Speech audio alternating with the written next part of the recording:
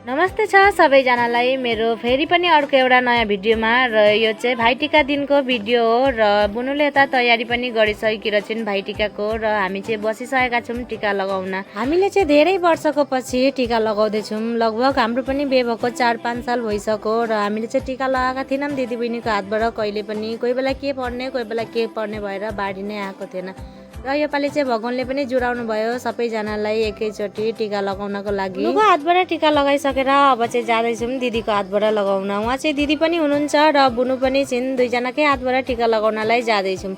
धेरै पछि टिका लगाउँदाखेरि एकदमै रमाइलो लागिरहेको छ र नानी चाहिँ बिचमा बसेर यताउता हेरेर एकदमै रमाइलो मानिरहेको थिइन्।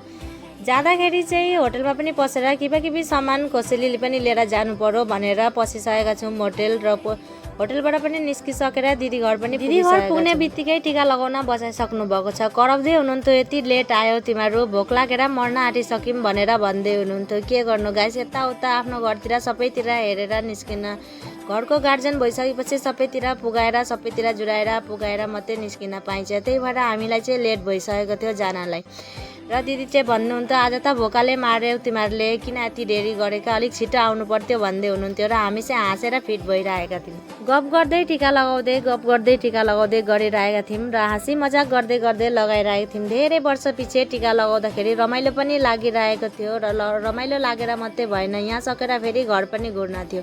घर घुर्दाखेरि चाहिँ हेर्नु न कति राति भइसकेको छ र राति भए पनि हामी चाहिँ उहाँ बस्न पाइनौँ किनभने घर नहुने भएको थियो र हामीलाई चाहिँ घुर्नै पर्ने थियो।